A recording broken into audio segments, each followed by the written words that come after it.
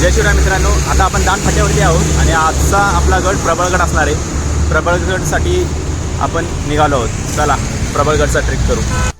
मी प्रणव भ्रमंती लॉक्समध्ये आपले स्वागत करीत आहे। आज आपण प्रबळगडचा ट्रेक करणार आहोत। प्रबळगडसाठी पहिला आपल्याला शेडूंग टोल नाक्याजवळ राईट टर्न घ्यायचं आहे। तो शेडूंग गावामधून आपल्याला सरळ पुढे ठाकूरवाडीपर्यंत घेऊन जाईल।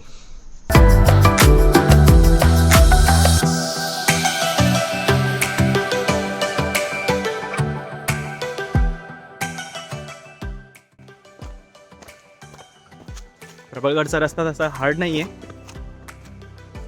फक्त दगड बारीक खडे जास्त आहेत।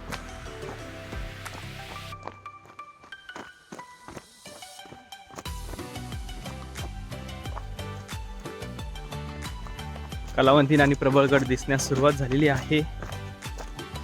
दाखवण्याचा प्रयत्न करतो।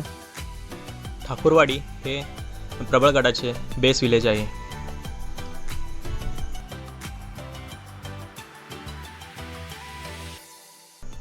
प्रबळगडसाठी जाण्याचा मार्ग, प्रबळगड ट्रेक पूर्ण करण्यासाठी किती तास लागतो, हे सर्व या ट्रेकमध्ये तुम्हाला सांगण्यात येईल।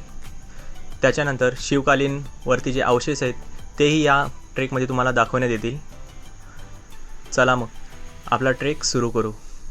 प्रबळगडाचा मार्ग हा पूर्णपणे जंगलामध्ये व झाडे झुडपे यांच्यामध्ये वेढलेला आहे। हा जो समोरचा रोड दिसत आहे हा सरळ आहे, पण त्याच्यासाठी पूर्ण एक वेढा मारून यावा लागेल। आपण वेढा न मारता या उजव्या बाजूच्या ओढ्यामधून शॉर्टकट आलो आहे। बघा, एकटीच मुलगी चालत चालली। हा तो शॉर्टकट होता।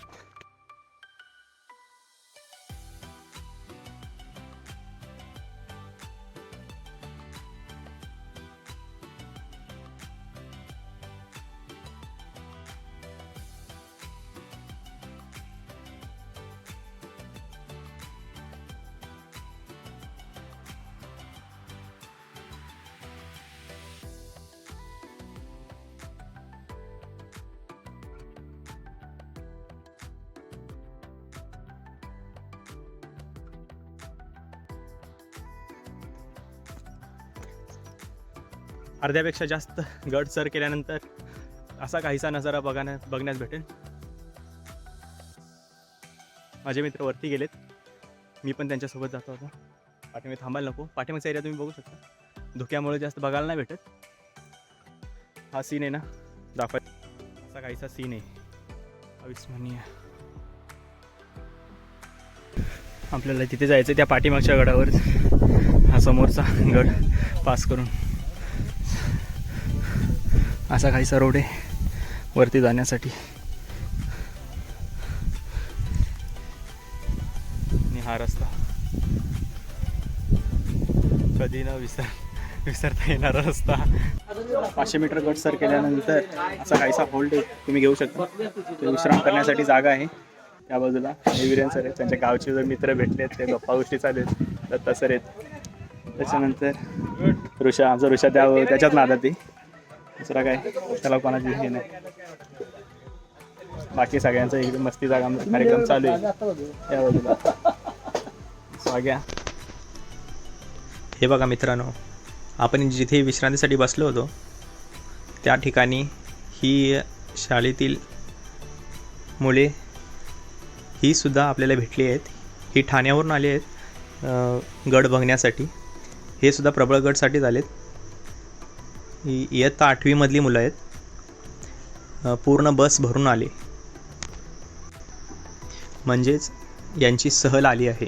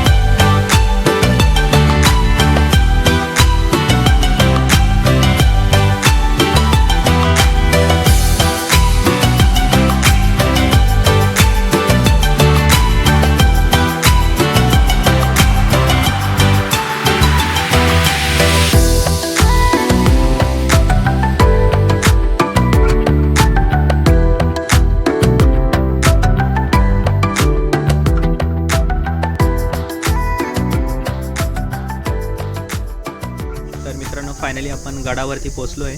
गडावरती येण्यासाठी आम्हाला 2 तास लागले. आता गडावरून आपण जर डाव्या बाजूला गेलो तर डाव्या बाजूला आपल्याला कलावंतीन दुर्ग बघायला भेटेल. कलावंतीन दुर्ग ज्या ठिकाणाहून दिसतो त्या ठिकाणी आपण चाललो आहोत. चला पहिला कलावंतीन बघू.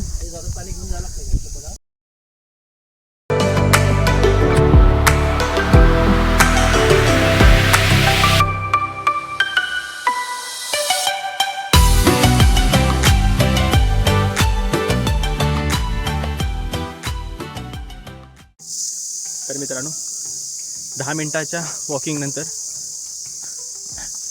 कलावंतीन बघण्यासाठी जो कडा आहे म्हणजे जिथून कलावंतीन दिसतो तिथे आपण पोचलो आहोत. असा काहीचा रोड आहे पूर्ण. आपण आलो तो पाठीमागे दिसतो तो रस्ता आहे. ही वरची जागा आहे. हा झेंडा जो आपल्या खालून दिसतो पूर्ण ही पाठीमागची बाजू आहे. आपण तिथून आलो आहोत आणि आलेला रस्ता पूर्ण जंगल कलावंती.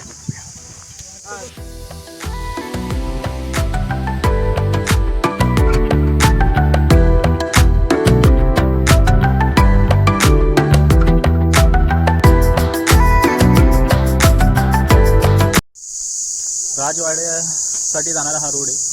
कलावंती आपण त्या बाजूला गेलो होतो तिथं कलावंतींचा सोका आपल्याला बघायला भेटला. आता हा जो रोड आहे हा राजवाड्याकडे जातो. राजवाड्याची जे प्राचीन अवशेष आहेत ते आपण बघणार आहोत. प्राचीन अवशेषमध्ये काहीच आहे राजवाडा. पाठीमागे कलावंतींचा सोका, नंतर प्राचीन राजवाड्यांची 4 आणि 3 हे अवशेष बघितल्यानंतर आपण आता सरळ प्राचीन काळातील गणेश मंदिर बघण्यासाठी जात आहोत.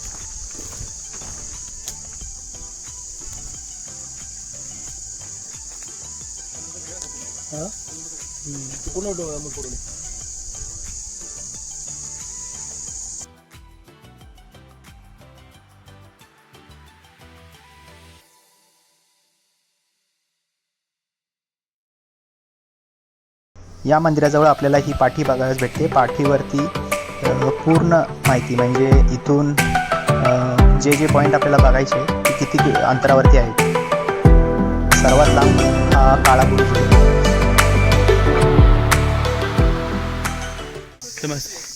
गणेश मंदिराचे दर्शन करून 50 मीटर पुढे आल्यानंतर हा तलाव बघायला भेटेल. तलावाचे पाणी सुकलेले आहे.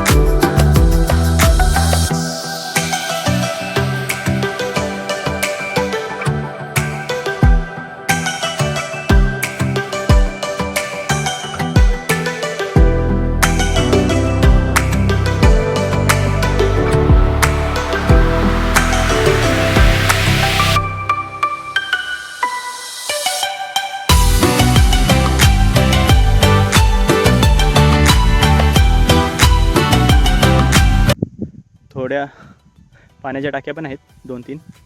एका पाण्याच्या टाकीमध्ये पाणी आहे पण दुसऱ्या पाण्याच्या टाकीमध्ये काहीच नाही आहे. सुकलेले आहे पूर्ण ते उन्हामुळे. तिथून थोडासा पुढे आल्यानंतर बुरुजाचा हा भाग आपल्याला बघायला भेटतो. बुरुजाचा भाग हा इरशाळगडच्या बाजूला म्हणजे हा इकडे समोर भावलावली तुम्हाला दिसत असेल. दिसतंय की नाही? हां, भावलावली दिसत असेल. आणि हा मोरबे डॅम, मोरबे डॅमचा एरिया आहे.